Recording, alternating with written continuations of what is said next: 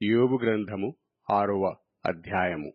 ఈ మాట ఆలకించి నీ మేలు కొరకు తెలుసుకొనుము. దానికి యోబు ఇట్లని ప్రత్యుత్తరమిచ్చెను. నా దుఃఖము చక్కగా తూచబడునుగాక, దాని సరిచూచుటకై నాకు వచ్చిన ఆపద త్రాసులో పెట్టబడునుగాక. అలాగున చేసిన ఎడల నా విపత్తు సముద్రములు ఇసుక కన్నా బరువుగా కనపడను. అందువలన నేను నిరర్ధకమైన మాటలు పలికితిని. సర్వశక్తుడగు దేవుని అంబులు నాలో చొచ్చెను. వాటి విషమును నా ఆత్మ పానము చేయుచున్నది. దేవుని భీకర కార్యములు నాతో యుద్ధము చేయుటకై పంక్తులు తీరుచున్నవి. అడవిగాడిద గడ్డి చూచి ఓండ్ర పెట్టునా? ఎద్దు మేత చూచి రంకెవేయునా? ఉప్పులేక ఎవరైనా రుచిలేని దాని తిందురా? గ్రుడ్డులోని తెలుపులో రుచి కలదా? నేను ముట్టనొల్లని వస్తువులు నాకు హేయములైనను అవియే నాకు భోజన పదార్థములాయను. ఆహా, నా విన్నపము నాకు నెరవేర్చబడునుగాక. నేను కోరుదానిని దేవుడు నెరవేర్చునుగాక. దేవుడు తన ఇష్టానుసారముగా నన్ను నలుపునుగాక. చేయజాడించి ఆయన నన్ను నిర్మూలము చేయునుగాక. అప్పుడు నేను పరిశుద్ధ దేవుని మాటలను ఒప్పుకొనకుండా లేదని నేను ఆదరణ పొందుదును, మరియు నేనెంత వేదన పడుచుండునను దాని బట్టి హర్షించుదను. నా బలము ఏపాటిది? నేను కనిపెట్టుకొనుట ఏల? నా అంతము ఏపాటిది? నేను తాళుకొనుట ఏల? నా బలము రాళ్ల బలము వంటిదా? నా శరీరము ఇత్తడిదా? నాలో త్రాణ ఏమీయూ లేదు గదా. శక్తి నన్ను బొత్తిగా విడిచిపోయెను గదా. కృంగిపోయినవాడు సర్వశక్తుడగు దేవునియందు భయభక్తులు మానుకొనినను స్నేహితుడు వానికి దయచూపతగును. నా స్నేహితులు ఎండిన వాగువలను మాయమైపోవు జల ప్రవాహముల వలను నమ్మకూడని వారైరి. మంచుగడ్డలుండుట వలన హిమము వాటిలో పడుట వలనను అవి మురికిగా కనబడును. వేసవి రాగానే అవి మాయమైపోవును. వెట్ట కలుగగానే అవి తమ స్థలమును విడిచి ఆరిపోవును. వాటి నీళ్లు ప్రవహించు దారి త్రిప్పబడును. ఏమియూ లేకుండా అవి ఇంకిపోవును. సమూహముగా ప్రయాణము చేయు తేమా వర్తకులు వాటిని వెతుకుదురు. షేబ వర్తకులు వాటి కొరకు కనిపెట్టుదురు. వారు వాటిని నమ్మినందుకు అవమానమొందుదురు. వాటి చేరువకు వచ్చి కలవరపడుదురు. అటువలే మీరు లేనట్టుగానేయున్నారు. మీరు ఆపదను చూచి భయపడుచున్నారు. ఏమైనా దయచేయుడని నేను మిమ్మును అడిగితినా? మీ ఆస్తిలో నుండి నా కొరకు బహుమానమేమైనా తెమ్మని అడిగితినా? పగవాని చేతిలో నుండి నన్ను విడిపింపుడని అడిగితినా? బాధించు వారి చేతిలో నుండి నన్ను విమోచింపుడని అడిగితినా? నాకుపదేశము చేయుడి, నేను మౌనునైయుండెదను. ఏ విషయమందు నేను తప్పిపోతినో అది నాకు తెలియజేయుడి. యథార్థమైన మాటలు ఎంతో బలమైనవి అయినను మీ గద్దింపు దేనికి ప్రయోజనము? మాటలను గద్దించుదమని మీరనుకుందురా? నిరాశ గలవాని మాటలు గాలి వంటివే గదా. మీరు తండ్రి లేని వారిని కొనుటకై చీట్లు వేయుదురు. మీ స్నేహితుల మీద బేరము సాగింతురు. దయచేసి నా వైపు చూడుడి. మీ ముఖము ఎదుట నేను అబద్ధమాడుదునా? అన్యాయము లేకుండా నా సంగతి మరల విచారించుడి. నేను నిర్దోషినిగా కనబడదును. నా నోట అన్యాయముండునా? దుర్మార్గత రుచి నా నోరు తెలిసికొనజాలదా? యోబు గ్రంథము అధ్యాయము 7. భూమి మీద నరులు కాలము యుద్ధకాలము కాదా? వారి దినములు కూలివాని దినముల వంటివి కావా? నీడను మిగులనపేక్షించు దాసుని వలను, కూలి నిమిత్తము కనిపెట్టుకొను కూలివాని వలను, ఆశ లేకయే జరుగు నేలలను నేను చూడవలసి వచ్చెను. ఆయాసముతో కూడిన రాత్రులు నాకు నియమింపబడియున్నవి. నేను పండుకొన్నప్పుడల్లా ఎప్పుడు లేచెదనా? రాత్రి ఎప్పుడు గతించునా అని అనుకుందును. తెల్లవారు వరకు ఇటూ అటూ పొరలుచూ ఆయాసపడుదును. నా దేహము పురుగులతోనూ మంటి పెల్లలతోనూ కప్పబడియున్నది. నా చర్మము మాని మరల పగులుచున్నది. నా దినములు నేతగాని నాడెకంటెనూ వడిగా గతించుచున్నవి. నిరీక్షణ లేక అవి క్షయమైపోవుచున్నవి. నా జీవము వట్టి ఊపిరియే అని జ్ఞాపకము చేసుకొనుము. నా కన్ను ఇకను మేల చూడదు. నన్ను చూచువారి కన్ను ఇక మీదట నన్ను చూడదు. నీ కన్నులు నా తట్టు చూచును గాని నేనుండకపోదును. మేఘము విడిపోయి అదృశ్యమగునట్లు పాతాళమునకు దిగిపోయినవాడు మరి ఎప్పుడునూ రాడు. అతడు ఇక ఎన్నడనూ తన ఇంటికి రాడు. అతని స్థలము అతని మరల నెరగదు. కావున నేను నా నోరు మూసికొనను. నా ఆత్మవేదన కొలది నేను మాటలాడెదను. నా మనోవేదనను బట్టి మూల్గుచుండెదను. నేనొక సముద్రములోని భుజంగమున, నీవెందుకు నా మీద కావలియించుదెవు? నా మంచము నాకు ఆదరణ ఇచ్చును. నా పరుపు నా బాధకు ఉపశాంతి ఇచ్చును అని నేననుకొనగా, నీవు స్వప్నముల వలను నన్ను బెదిరించెదవు, దర్శనముల వలన నన్ను భయపెట్టెదవు. కావున నేను ఉరితీయబడవలనని కోరుచున్నాను. ఈ నా ఎముకలను చూచుట కన్నా మరణమొందుట నాకిష్టము. అవి నాకు అసహ్యములు. నిత్యము బ్రతుకుటకు నాకిష్టము లేదు. నా దినములు ఊపిరివలెనున్నవి. నా జోలికి రావద్దు. మనుష్యుడు ఏపాటివాడు? అతని ఘనపరచనేలా? అతని మీద నీవు మనస్సు నిలపనేలా? ప్రతి పగలు నీవతని దర్శింపనేలా? ప్రతి క్షణమున నీవతని శోధింపనేలా? ఎంతకాలము నీవు నన్ను చూచుట మానుకుందువు? నేను గుటక వేయు వరకు నన్ను విడిచిపెట్టవా? నేను పాపము చేసితినా? నరులను కనిపెట్టువాడా, నేను నీ ఎడల ఏమి చేయగలను? నాకు నేనే భారముగానున్నాను. నీవేళ గురిపెట్టితివి. నీవేళ నా అతిక్రమమును పరిహరింపవు, నా దోషమునేల క్షమింపవు. నేనిప్పుడు మంటిలో పండుకొనుదను. నీవు నన్ను జాగ్రత్తగా వెదకెదవుగాని నేను లేకపోయెదను. యోబు గ్రంథము అధ్యాయము 8. అప్పుడు షూహీయుడగు బిల్దదు ఇట్లనెను: ఎంతకాలము నీ విట్టి మాటలాడెదవు? నీ నోటి మాటలు సుడిగాలి వంటివాయెను. దేవుడు న్యాయవిధిని రద్దుపరుచునా? సర్వశక్తుడగు దేవుడు న్యాయమును రద్దుపరుచునా? నీ కుమారులు ఆయన దృష్టి ఎదుట పాపము చేసిరేమో, కావుననే వారు చేసిన తిరుగుబాటును బట్టి ఆయన వారిని అప్పగించెనేమో. నీవు జాగ్రత్తగా దేవుని వెదికిన ఎడల, సర్వశక్తుడగు దేవుని బతిమాలుకొనిన ఎడల, నీవు పవిత్రుడవై యథార్థవంతుడవైన ఎడల, నిశ్చయముగా ఆయన నీ యందు శ్రద్ధ నిలిపి నీ నీతికి తగినట్టుగా నీ నివాస స్థలమును వర్ధిల్లజేయును. అప్పుడు నీ స్థితి మొదట కొద్దిగా నుండినను తుదను నీవు మహాభివృద్ధి పొందుదువు. మనము నిన్నటి వారమే, మనకు ఏమీ తెలియదు. భూమి మీద మన దినములు నీడవలేనున్నవి. మునపటి తరము వారి సంగతులు విచారించుము.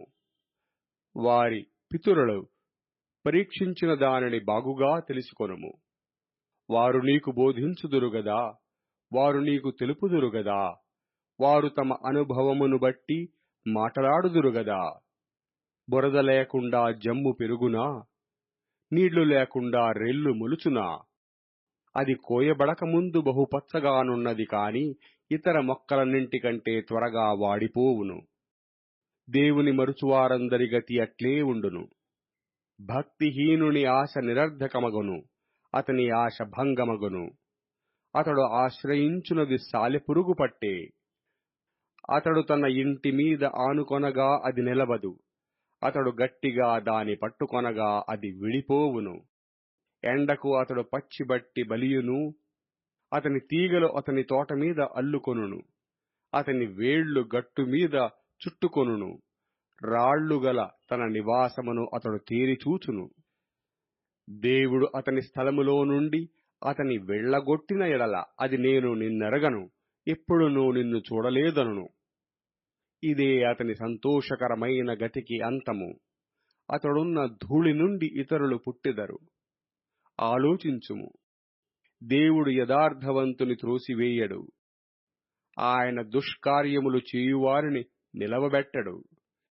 నిన్ను పగబట్టువారు అవమాన భరితులగుదురు, దుష్టుల గుడారము ఇక నిలవకపోవును. అయితే ఇంకనూ ఆయన నీకు నోటి నిండా నవ్వు కలగజేయును, ప్రహర్షముతో నీ పెదవులను నింపును. యోబు గ్రంథము అధ్యాయము 9. అప్పుడు యోబు ఇలాగున ప్రత్యుత్తరమిచ్చెను: వాస్తవమే, ఆ సంగతి అంతే అని నేనెరుగుదును. నరుడు దేవుని దృష్టికి ఎట్లు నిర్దోషియగును? వాడు ఆయనతో వ్యాజ్యమాడగోరిన ఎడల 1000 ప్రశ్నలలో ఒక్కదానికైనను వాడు ఆయనకు ఉత్తరమియ్యలేడు. ఆయన మహావివేకి, అధిక బలసంపన్నుడు. ఆయనతో పోరాడ తెగించి హాని నొందని వాడెవడు? వాటికి తెలియకుండా పర్వతములను తీసివేయువాడు ఆయనే, ఉగ్రత కలిగి వాటిని బోర్లదోయువాడు ఆయనే. భూమిని దాని స్థలములో నుండి కదిలించువాడు ఆయనే, దాని స్తంభములు అదరచేయువాడు ఆయనే. ఉదయింపవద్దని ఆయన సూర్యునికి ఆజ్ఞాపింపగా అతడు ఉదయింపడు, ఆయన నక్షత్రములను మరుగుపరుచును. ఆయన ఒక్కడే ఆకాశమండలమును విశాలపరుచువాడు. సముద్ర తరంగముల మీద ఆయన నడుచుచున్నాడు. ఆయన స్వాతి, మృగశీర్షము, కృత్తిక అను వాటిని దక్షిణ నక్షత్ర రాశులను చేసినవాడు. ఎవడునూ తెలుసుకొనలేని మహత్తమైన కార్యములను, లెక్కలేనన్ని అద్భుత క్రియలను ఆయన చేయుచున్నాడు. ఇదిగో, ఆయన నా సమీపమున గడిచిపోవుచున్నాడు గాని నేనాయనను కనుగొనలేను.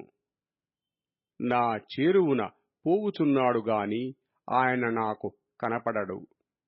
ఆయన పట్టుకొని పోగా ఆయనను అడ్డగింపగలవాడెవడు? నీవేమి చేయుచున్నావని ఆయనను అడగ తగినవాడెవడు?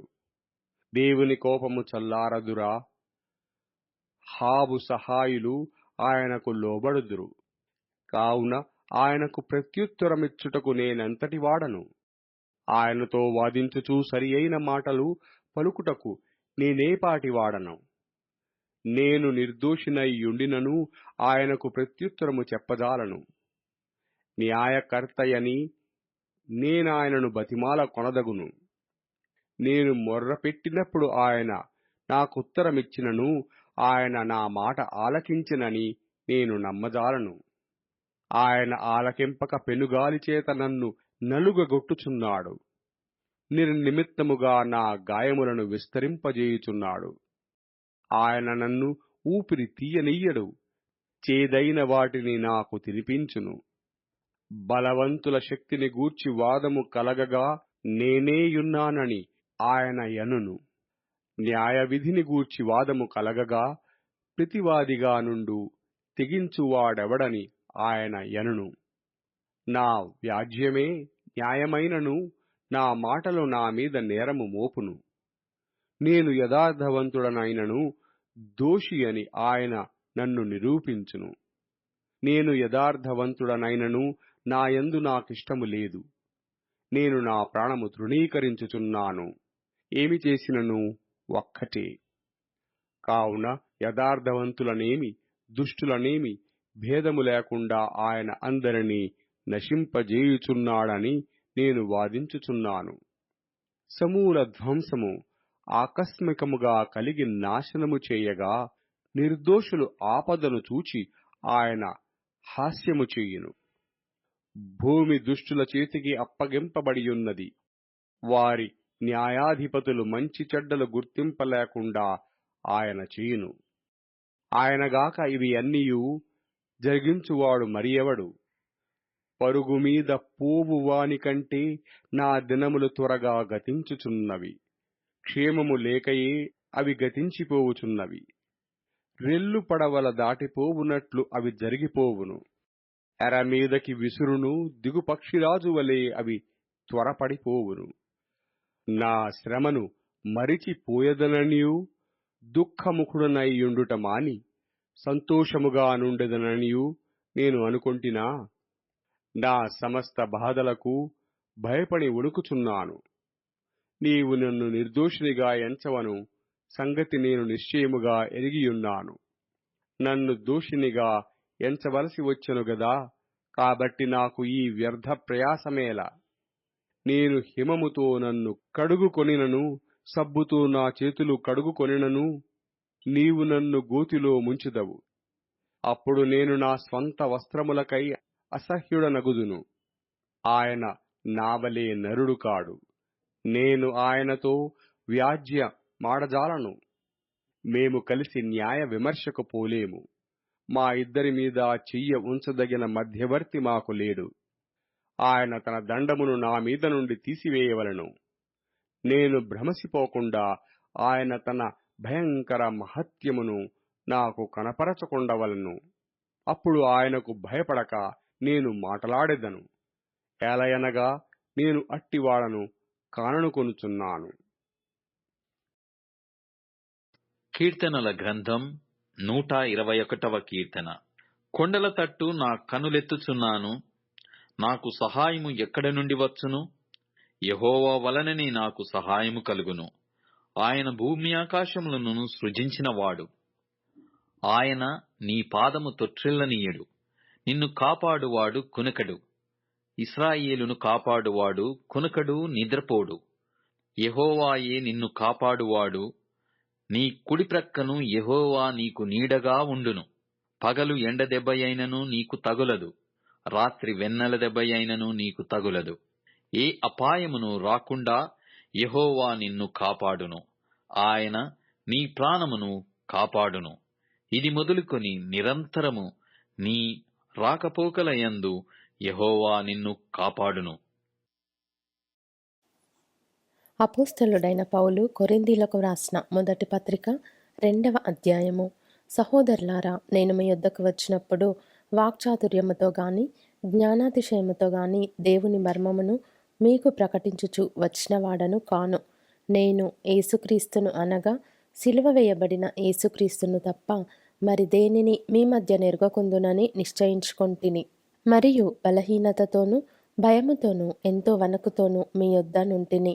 మీ విశ్వాసము మనుషుల జ్ఞానమును ఆధారము చేసుకొనక దేవుని శక్తిని ఆధారము చేసుకొని ఉండవలెనని నేను మాటలాడినను, సువార్త ప్రకటించినను, జ్ఞానయుక్తమైన తీయని మాటలను వినియోగింపక పరిశుద్ధాత్మయు దేవుని శక్తియు కనుపరచు దృష్టాంతములనే వినియోగించి తిని పరిపూర్ణులైన వారి మధ్య జ్ఞానమును బోధించుచున్నాము. అది ఈ లోక జ్ఞానము కాదు, నిరర్ధకులైపోవుచున్న ఈ లోకాధికారుల జ్ఞానమును కాదు గాని దేవుని జ్ఞానము మర్మమైనట్టుగా బోధించుచున్నాము. ఈ జ్ఞానము మరుగై ఉండెను. జగదుత్పత్తికి ముందుగానే దీనిని దేవుడు మన మహిమ నిమిత్తము నియమించెను. అది లోకాధికారులలో ఎవనికిని తెలియదు. అది వారికి తెలిసియుండిన ఎడల మహిమ స్వరూపియగు ప్రభువును సిలువ వేయకపోయి ఉందురు. ఇందును గూర్చి దేవుడు తన్ను ప్రేమించు వారి కొరకు ఏవి సిద్ధపరచెనో అవి కంటికి కనబడలేదు, చెవికి వినబడలేదు, మనుష్య హృదయమునకు గోచరము కాలేదు అని వ్రాయబడి ఉన్నది. మనకైతే దేవుడు వాటిని తన ఆత్మ వలన బయలుపరిచి ఉన్నాడు. ఆ ఆత్మ అన్నిటినీ, దేవుని మర్మములను కూడా పరిశోధించుచున్నాడు. ఒక మనుష్యుని సంగతులు అతనిలోనున్న మనుష్యాత్మకే గాని మనుష్యులలో మరి ఎవనికి తెలియను? అలాగే దేవుని సంగతులు దేవుని ఆత్మకే గాని మరి ఎవనికిని తెలియవు. దేవుని వలన మనకు దయచేయబడిన వాటిని తెలుసుకొనుటకై మనము లౌకికాత్మను కాక దేవుని యొద్ద నుండి వచ్చు ఆత్మను పొందియున్నాము. మనుష్య జ్ఞానము నేర్పు మాటలతో గాక ఆత్మ సంబంధమైన సంగతులను ఆత్మ సంబంధమైన సంగతులతో సరిచూచుచు ఆత్మ నేర్పు మాటలతో వీటిని గూర్చియే మేము బోధించుచున్నాము. ప్రకృతి సంబంధి అయిన మనుష్యుడు దేవుని ఆత్మ విషయములను అంగీకరింపడు. అవి అతనికి వెర్రితనముగా ఉన్నవి. అవి ఆత్మానుభవము చేతనే వివేచింపదగును గనుక అతడు వాటిని గ్రహింపజాలడు. ఆత్మ సంబంధి అయిన వాడు అన్నిటినీ వివేచించును గాని అతడెవని చేతనైనను వివేచింపబడడు. ప్రభువు మనస్సును ఎరిగి ఆయనకు బోధింపగలవాడెవడు? మనమైతే క్రీస్తు మనస్సు కలిగిన వారము. అపోస్తలుడైన పౌలు కొరింథీలకు రాసిన మొదటి పత్రిక 3వ అధ్యాయము. సహోదరులారా, ఆత్మ సంబంధులైన మనుషులతో మాటలాడినట్లు నేను మీతో మాటలాడలేకపోతిని. శరీర సంబంధులైన మనుషులే అనియు క్రీస్తునందు పసిబిడ్డలే అనియు మీతో మాటలాడవలసి వచ్చెను. అప్పటిలో మీకు బలము చాలకపోయినందున పాలతోనే మిమ్మును పెంచితిని గాని అన్నముతో మిమ్మును పెంచలేదు. మీరింకను శరీర సంబంధులై ఉండుట వలన ఇప్పుడును మీరు బలహీనులై ఉన్నారు కారా? మీలో అసూయయు కలహమును ఉండగా మీరు శరీర సంబంధులై మనుష్య రీతిగా నడుచుకొనువారు కారా? ఒకడు నేను పౌలు వాడను, మరి ఒకడు నేను అపొల్లో వాడను అని చెప్పునప్పుడు మీరు ప్రకృతి సంబంధులైన మనుష్యులు కారా? అపొల్లో ఎవడు, పౌలెవడు? పరిచారకులే గదా. ఒక్కొక్కరికి ప్రభువు అనుగ్రహించిన ప్రకారము వారి ద్వారా మీరు విశ్వసించితిరి. నేను నాటితిని, అపొల్లో నీళ్లు పోసెను. వృద్ధి కలుగజేసిన వాడు దేవుడే. కాబట్టి వృద్ధి కలుగజేయు దేవునిలోనే గాని నాటు వానిలోనైనను నీళ్లు పోయు వానిలోనైనను ఏమీయూ లేదు. నాటువాడును నీళ్లు పోయువాడును ఒక్కటే. ప్రతివాడు తాను చేసిన కష్టము కొలది జీతము పుచ్చుకొనును. మేము దేవుని జతపని వారమై ఉన్నాము. మీరు దేవుని వ్యవసాయమును దేవుని గృహమునై ఉన్నారు. దేవుడు నాకు అనుగ్రహించిన కృప చొప్పున నేను నేర్పరి అయిన శిల్పకారుని వలె పునాది వేసి తిని, మరి ఒకడు దాని మీద కట్టుచున్నాడు. ప్రతివాడు దాని మీద ఎలాగు కట్టుచున్నాడో జాగ్రత్తగా చూచుకొనవలెను. వేయబడినది తప్ప మరి ఒక పునాది ఎవడునూ వేయనేరడు. ఈ పునాది యేసుక్రీస్తే. ఎవడైనను ఈ పునాది మీద బంగారము, వెండి, వెలగల రాళ్ళు, కర్ర, గడ్డి, కొయ్యకాలు మొదలైన వాటితో కట్టిన ఎడల వాని పని కనబడును. ఆ దినము దానిని తేటపరచును. అది అగ్నిచేత బయలుపరచబడును.